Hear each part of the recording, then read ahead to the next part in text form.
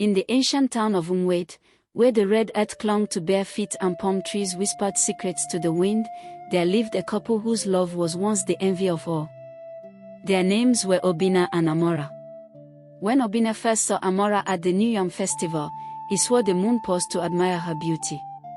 And when Amora heard Obinna speak, she said his voice carried the strength of thunder and the softness of rain. They married in joy. They danced. They laughed. They dreamed. But as the elders say, it is not the wedding drum that tests love, it is the silence after. 3 years passed. No child. In Umwait, a marriage without a child was like a farm without rain. At first, people whispered gently. Then they whispered loudly. Then they stopped whispering. They stared. Women who once greeted Amora warmly began to greet her with pity. Men who once praised Obinna's strength now asked careless questions. Is everything working well in your compound? Obinna laughed it off. Amora smiled through it. But at night, when the oil lamp dimmed, silence sat between them like an unwanted guest. One evening, Obinna's mother, Momankiru, arrived unannounced. Her wrapper was tied tight. Her face carried a storm. She sat in the middle of their hut and dropped her words like stones. My son did not marry a tree. The room froze. Amora's fingers trembled. Obinna looked away. Momankiru continued. 3 years. 3 harvests. No child. What kind of woman warms my son's bed?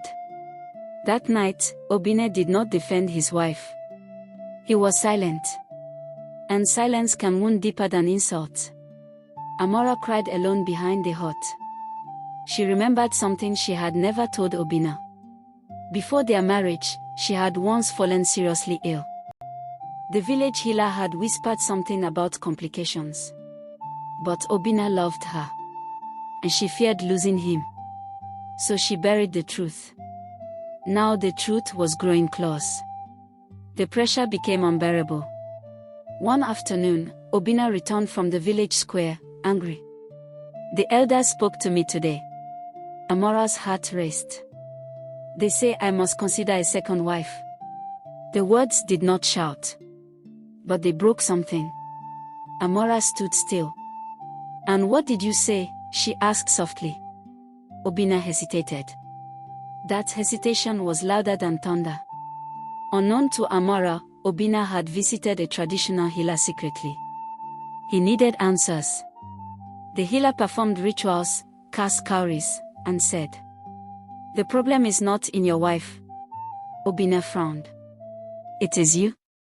The words struck like lightning. He, Obinna, the strong, respected hunter of Umwait, infertile. Impossible.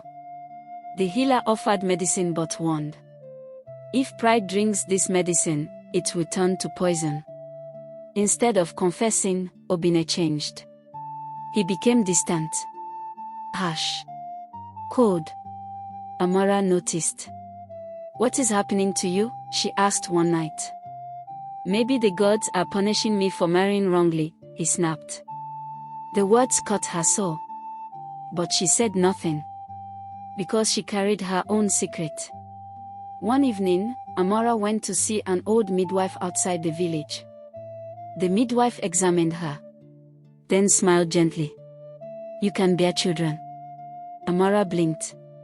"But the problem is not yours." Amora felt the ground shake beneath her. She now knew. And she understood Obinna's behavior.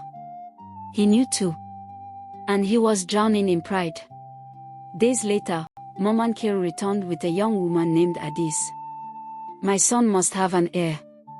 The village gathered. The decision was almost made.